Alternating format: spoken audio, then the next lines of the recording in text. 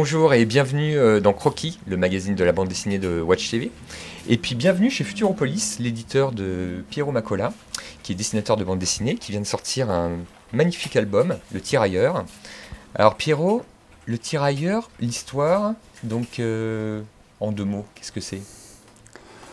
Alors, c'est l'histoire d'Abdeslam. L'histoire est née de la rencontre entre Abdeslam et Alain Bujac, qui a écrit l'histoire.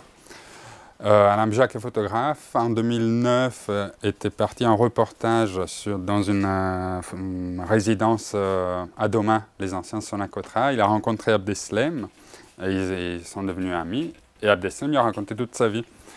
Et Abdeslam, en fait, est un ancien combattant. Il est marocain et il a été enrôlé de force par l'armée française en 1939. Il a après passé 15 ans dans l'armée française, en combattant dans la Deuxième Guerre mondiale sur les fronts les plus durs. Jusqu'après, il a fait la guerre d'Indochine aussi. Et il s'est retrouvé à la fin de sa vie à Dreux, dans cette résidence où il est obligé de résider au moins 9 mois par an pour avoir droit à toucher le minimum vieillesse. Et alors voilà, donc cette histoire de ce petit gamin marocain enrôlé de force par l'armée française juste avant la Seconde Guerre mondiale. Et alors on enchaîne dans ce livre, alors ce vieux monsieur maintenant, hein, puisqu'il a plus de 80 ans, qui raconte comme ça à l'auteur, et puis des scènes aussi un petit peu de bataille, où il est pris malgré lui dans cette guerre qui n'est pas vraiment la sienne, hein, puisque au début il parle même pas français. Et alors, il doit marcher, il voyage beaucoup, hein, il marche beaucoup dans l'album, ce qui nous donne le loisir de voir pas mal de paysages. Et cet album, donc, que tu en es le dessinateur, avec donc des couleurs, vraiment du crayon de couleur, c'est ta technique? C'est du crayon de couleur, oui. Oui, tout l'album est réalisé en couleur directe, crayon de couleur. Au départ, il y a un travail très général, très comme on voyait là, vraiment très brouillon. J'avais fait une 60 pages, voilà. Ça me servait un petit peu comme un fil conducteur. Un fil conducteur. Mais après, il y a des choses qu'on retrouve après assez proches dans la bande dessinée finie. Moi, je suis quand même allé forcément faire un petit peu mon reportage. Ton reportage, oui, c'est important Oui, c'est très... Ben, comme je disais, pour la résidence à Dreux, c'est vraiment important de voir les choses. Oui. Ça influence ton dessin? Ça te donne des idées visuelles? Oui, parce que ça aide justement, comme on disait, il y a une image qu'on a dans la tête, mais il faut la nourrir, quoi. On ne peut pas s'arrêter à l'idée, sinon on est tout le temps dans le cliché, dans le banal, quoi. Il faut vraiment la nourrir avec la réalité, avec la documentation. Parfois, il y a des scènes du livre comme ça, où en cherchant de la documentation, je tombe sur une photo qui me fait changer d'avis. Il me dit « Ah non, mais je vais mettre en scène ça comme ça, je vais changer. » Et alors, ton dessin, du crayon de couleur, oui. Et comment on fait? Alors là, il y a un truc magnifique, tu as des planches originales. Ouais. Ben non. Alors déjà, je suis étonné, alors de loin, hein, par le format. Ouais. Finalement, le format est assez petit. Ouais. C'est pourquoi? C'est mieux? Non, c'est pas mieux. Alors, il y a... déjà, je me dis que je travaille plus ou moins au format d'impression. Oui. Parce que, comme ça, j'ai déjà une idée de ce que ça va ressembler, vraiment. Parce que quand même, l'original, c'est le livre. Oui, bien sûr. Et donc, j'aurais une idée. Et je trouve dommage, parfois, quand je vois des planches superbes d'autres dessinateurs qui sont très grandes, je me dis presque qu'il aurait fallu faire le livre à cette taille-là. Oui, c'est tellement beau que... Et donc, moi, je fais et donc, tu fais aussi avec le crayon de couleur. C'est vrai que c'est une technique assez lente, parce que pour remplir une petite surface, ça prend quand même du temps. Et donc, voilà, par exemple, une image, je sais pas, je prends une image comme ça, qui est extrêmement simple, un bout de fenêtre de prison. Et ça prend quand même du temps de Ça la prend faire. alors, ça prend combien de temps? Tu passes Non, combien je de sais temps? pas. Là, moi, je disais disons que j'étais sur un rythme, une fois que les choses avaient un peu démarré, j'étais sur un rythme d'une page tous les 2 jours. Oui. Mm.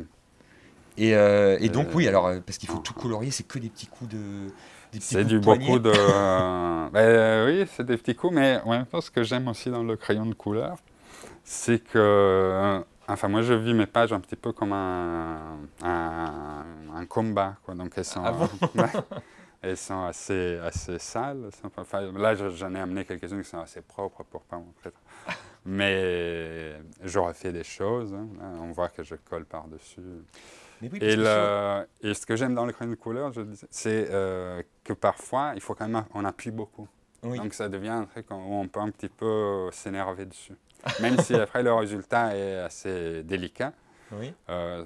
dans le travail, il y a quand même des moments Et alors, où tu vraiment t'énerves, on pourquoi? casse la pointe. Parce que tu fais une scène de combat, parce que tu... Ah non, je m'énerve. Bah, Ou pour... parfois, je m'énerve contre moi-même parce que je n'arrive pas à dessiner des choses que je me dis, merde, ça je devrais savoir le dessiner sans problème. C'est pas un homme qui marche, mais j'arrive pas à avoir la bonne attitude. Hmm. Ça me convient pas, je le refais énormément de fois. Et Et sinon, quand je disais je m'énerve avec le crayon de couleur, c'est juste quelque chose d'énergie, comme ça on y met de l'énergie. oui. Plutôt qu'un pinceau, oui voilà, j'imagine un aquarelle, il y a des touches de pinceau qui sont plus délicates. Donc Il n'y a on pas de refait Photoshop, tout. hein, on est d'accord? Non, il n'y a pas de Photoshop. Il n'y a pas de Photoshop, c'est du naturel. Oui, il y a juste du Photoshop pour voilà, nettoyer Oui. les bords, mettre voilà, le blanc dans les bulles. Hein. Mhm. Parce que moi, je dessine tout, en plus, tu veux, souvent, je fais tout le dessin. Je sais qu'il y aura la bulle là, mais pourtant, je dessine derrière. Et après, je dois nettoyer, mettre le blanc de la bulle. Et alors, Et il y a du Photoshop juste un petit peu pour que les scans, quand on scanne une page, il y a toujours un petit peu quelques réglages à faire. Mais et alors, en fait, je suis étonné parce que pourquoi tu fais le dessin du contour de la bulle? Pourquoi tu ne le fais pas derrière? Parce que peut-être que quand tu vas taper ton texte, tu auras plutôt envie que la bulle aille ailleurs. Ou non, tu sais déjà que la bulle sera là, qu'elle aura cette taille-là. ah oui, bah oui, ça, oui. Et alors, Ça c'est très important de savoir la quantité de texte qu'on doit mettre dans une image et donc la taille de la bulle, parce que tout le dessin, ça va se faire autour de la bulle. mais est-ce que tu te dis, il faut que la bulle fasse cette taille-là, donc il faut que je fasse du texte qui aille dans cette bulle? Ou est-ce que c'est Ah l'inverse? non, c'est l'inverse. C'est C'est l'inverse. l'inverse. Oui, Donc, quand même, tu te oui, laisses oui. oui. Oui, c'est l'inverse. C'est-à-dire, Guidé là, il y pour le texte. a beaucoup de texte, pas beaucoup de texte, donc je vais avoir... Mhm. oui, non, c'est... D'où te vient cette inspiration, ce don? Depuis tout petit, tu dessines?